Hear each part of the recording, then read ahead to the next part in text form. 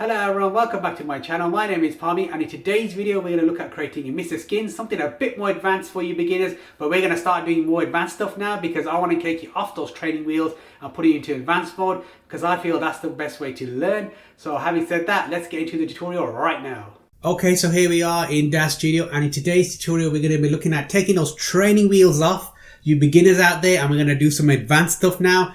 The best way I find to learn is to really just get stuck in and start doing the advanced stuff. And the quicker you do the advanced stuff, the more quicker you will learn and the more faster your progress will be. So today we're going to be looking at Emissive Skin. And before we get started with Emissive Skin, I just want to show you what we will be doing. And we'll be learning two things today. And I'm going to show you right now. So if I go to my browser, I go to the Daz Store. So if you have a look at this character here, if you have a look at the face paint here, if I just click on this one, you can see this is what we're going to be learning today, how to do this face paint if you want to do it for your characters and how to apply it. And the second thing we're going to do as well is we're going to make that emissive. Okay, so we're learning two things today. So we're learning how to add this face paint to any character you want to that you've got in your library or any paint you want to your character in your library, and we're going to make it emissive as well. So we're going to learn two new things, and this is advanced stuff. We're going to go for it. So let's get started straight away. So I'm going to go back to my Daz Studio. So to do all this emissive skin and this painting on the actual skin, we need to have the actual texture. So I need to find a texture of where I want to apply the paint. So I'll discuss how easy it is and how the pros and cons, so to speak, of how to do this, but we'll go into it right now. So what we need to do first is get the actual map. So I need to go to my, make sure my character is highlighted. Here it is in the scene tab. Then I go click on surfaces here, and then I go to Lee 8, and then I click on surfaces here. Probably won't be selected. Just click on the arrow there and you can see all the surfaces.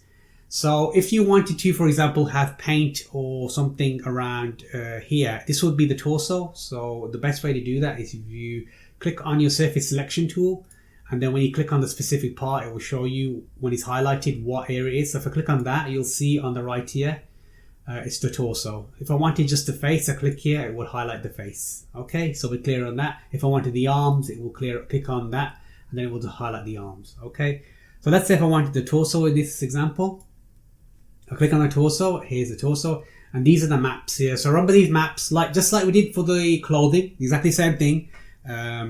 These figures have maps as well. Okay, so this is exactly the same kind of thing with the maps. Nothing new we haven't learned so far. All right, so now we've got the map here. Now, one thing I do need to know from the map is what I need to know is the base color.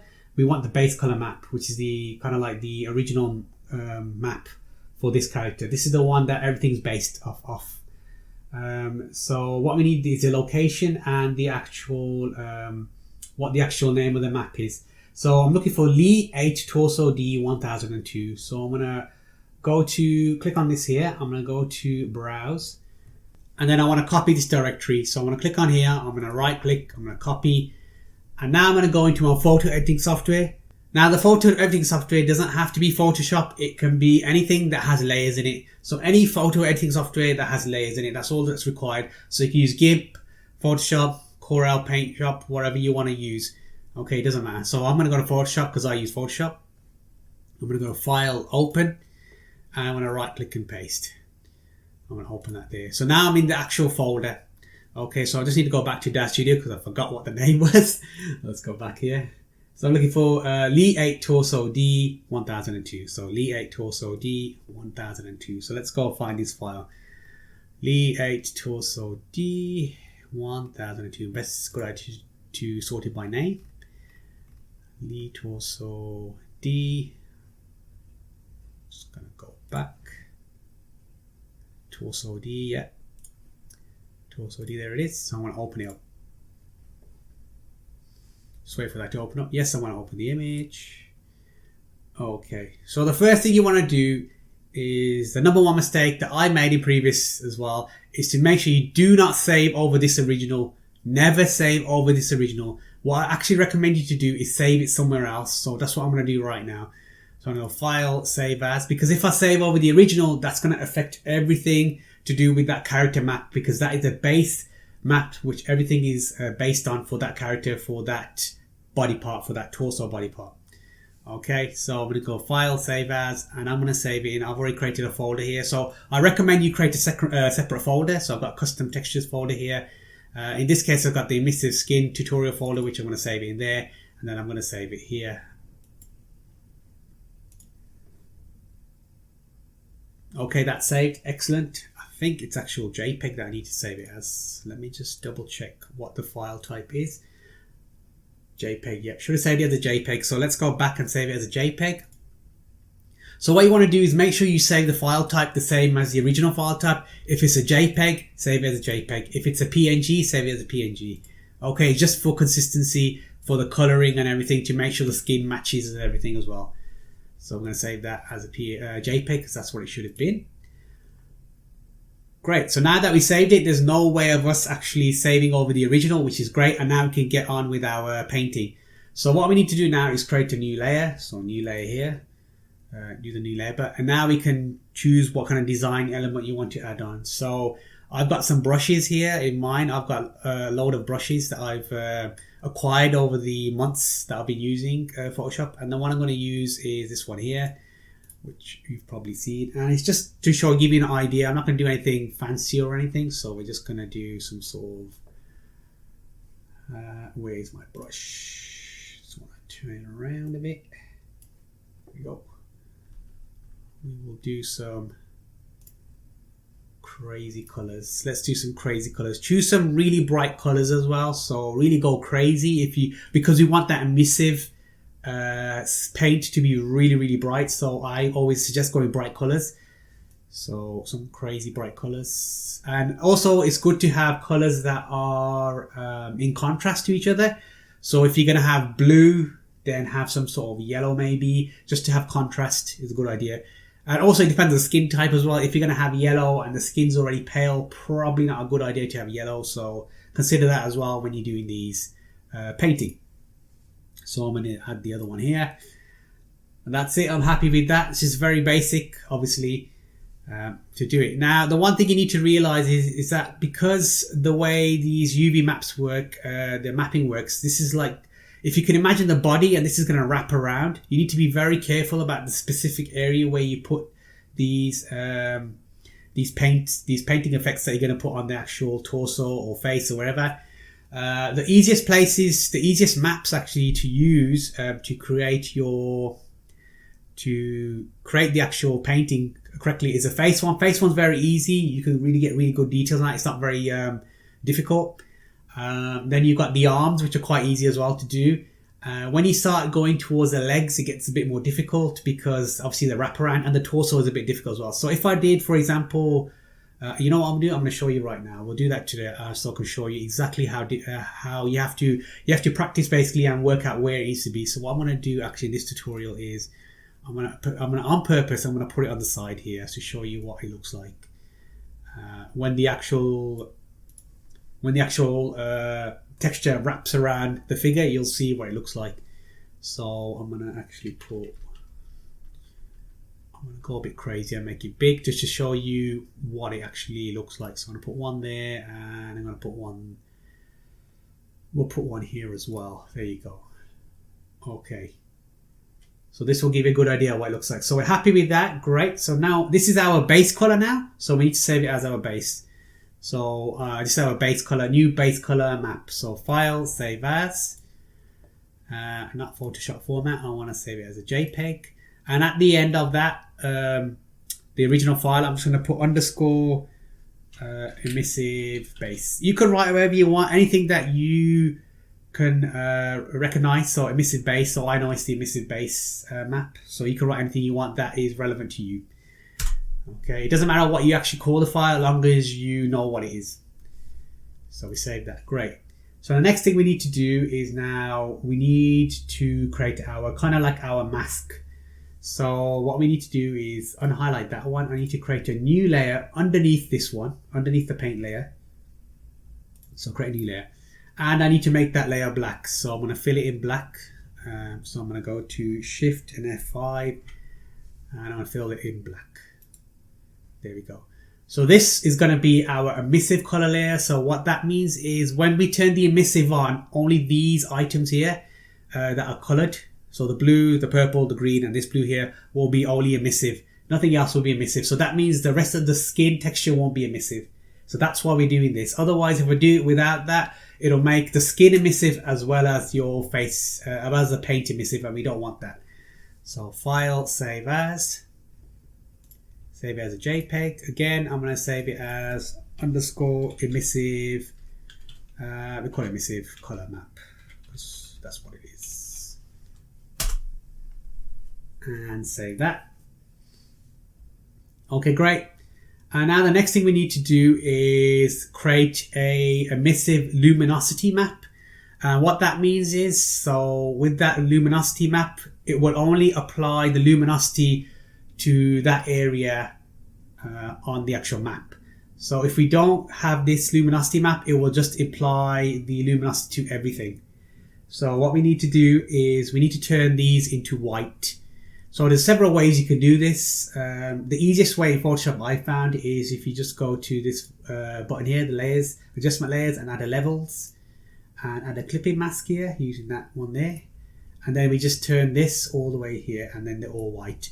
So we've basically created our alpha mask. So basically, again with the alpha mask, what it means is the luminosity will only be applied to the white areas, and then it won't be applied to anything else. That's what it is. So there's other ways you can do this. Obviously, as long as it's white, it doesn't matter. So as long as you make these colors white, that's all that we care about, and the background needs to be black. Okay, so black is concealed and white is revealed. Basically, that's all it is. So black will stay in darkness, and white will be bright with the luminosity. Okay, so let's say this file, save as, and I'm going to save as a JPEG again, and this will be my emissive luminosity. And because I can't spell luminosity properly, I'm just going to call it emissive L. Save time. Cool, they're all saved. Great. Now I'm going to go back into Daz Studio. So let's go back into Daz Studio. So here we are, and what we're going to do now is apply those maps. So the base color, I'm going to click on my base color here. I'm going to go browse. I'm going to go to my folder, which is where I save my the textures. So custom textures, Emissive Skin. There they are. So I want the base. Add the base. There's the colors. Now, if I turn this around, actually, I'll show you what it looks like. This is what happens. So if you imagine we had the original. If I go back to my Photoshop. And I just want to get rid of this and this, and I want to show you. See where the blue is? See, this is where it kind of meets. These are the seams where these meet, and then this is where it looks like on the back. Okay, so it's not difficult. It's just you need to work out where you want these, where you want your painting to be on the actual maps. So you got to look. You just got to basically play around with it and then figure out where you want. So it's a bit of testing. So that's why I wanted to show you that you have to be careful where you place these paints. And it's a case of testing. So it's a case of trying in a different area, seeing where it is, go back and testing until you find the right place. And then once obviously you mastered that, you know where to put it, you would instinctively know, like, okay, I only want the paint to be here on this side. So I know where to put it on the map. And that's what you'll learn as you're doing this process. So let's go around and see the front there. So there you can see the front, which is what the original looked like here. There it is, the front here. And that's how it's translated over here. Okay, just wanted to show you that. So you get an idea of how it is. So you can imagine like the torso, the arms is a bit easier. The face is very easy to do, obviously. And when you get to the legs, it gets a bit more difficult because of the way the wrapping works and everything. So it's just something you have to play around with.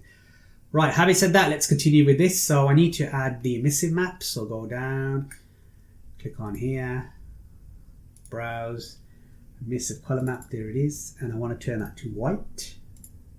So it's on. So don't worry about this. It looks like that the actual whole torso is going to light up. It won't light up because this is the reason we've added the map, and that's going to stop that from happening. And I need to go to my lumens now and add my map, the alpha mask that we created, so which is this one here. There we go. So I'm going to turn this to the 6500 default. I don't know why it's 6000. And I'm going to turn that to Candela squared 2K. So I can just put a lower value of 100. So let's have a look at it now. So let's do our IRA preview and let's see what it looks like. So give it a second for RA preview to kick in. So there we go. Now you can see the brightness there. At the moment, the render settings, I need to go in and turn them down. So I need to go to render settings, and I want to go to my environment, and I just want scene only. And it should go really dark. Now that's probably too dark because you can't really see the face or anything. But if we turn around, you can see the emissiveness there. So you can imagine that in a scene, how cool that looks. Obviously, we can do how much luminance we want to do, so we can increase the luminance. So we can go to 200 and it will get brighter. There you go. So that looks more like the kind of face paint, the paint you kind of see in those crazy crazy nightclubs you may go to, where they have this kind of crazy night. So I don't know, I've never been to a nightclub like that, but maybe you have, I don't know.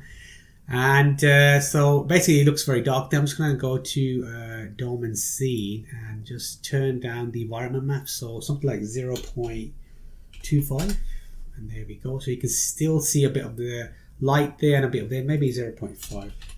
That'll be enough. There we go. So there we go, we've got the emissive skin there, and then we've got the at the back there as well. So you can see the different colors, the different effects we can do. Adding on to that, we can also use what we've learned previously with our blooming, so our glow effects. So let's go to our filtering here in render settings. Let's add some bloom filter and see what that does.